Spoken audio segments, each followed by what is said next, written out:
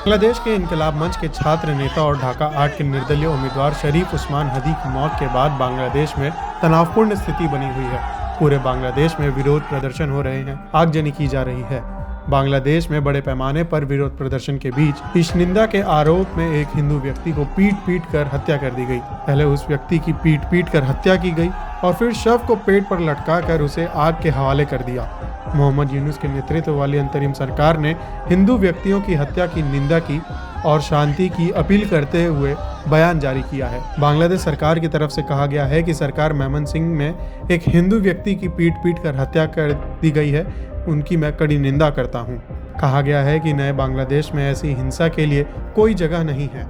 लेकिन इस बीच ये सवाल उठता है कि आखिर वो हिंदू व्यक्ति के साथ हुआ क्या था। दरअसल बांग्लादेश में भारत विरोधी प्रदर्शनों के बीच इस्लाम का अपमान करने के आरोप में मेमन सिंह जिले के बालूका उप जिला में एक हिंदू व्यक्ति की भीड़ द्वारा हत्या कर दी गई। स्थानीय और प्रत्यक्षदर्शी सूत्रों के हवाला देते हुए बांग्लादेशी बंगाली मीडिया आउटलेट बाटा बाजार ने बताया कि दीपू पर विश्व अरबी भाषा दिवस के अवसर पर फैक्ट्री में एक कार्यक्रम के दौरान इस्लाम और पैगंबर मोहम्मद के बारे में अपमानजनक टिप्पणी करने का आरोप लगाया गया था। ये बात तेजी से स्क्वायर मास्टर बाड़ी क्षेत्र में स्थित इस पाइनर निट कंपोजिट फैक्ट्री में फैल गई, जहां दास काम करते थे और आसपास के इलाकों में तनाव फैल गया।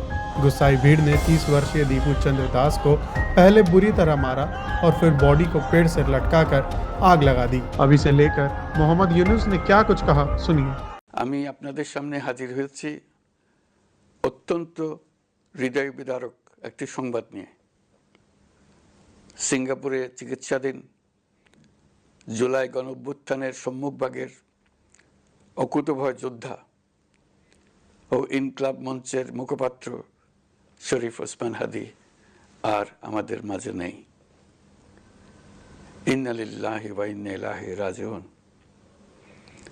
কিছুক্ষণ আগে সিঙ্গাপুরের পররাষ্ট্রমন্ত্রী ভিভিয়ান বালাকৃষ্ণন আমাকে টেলিফোনে এই হৃদয় বিদারক সংবাদটি জানিয়েছেন।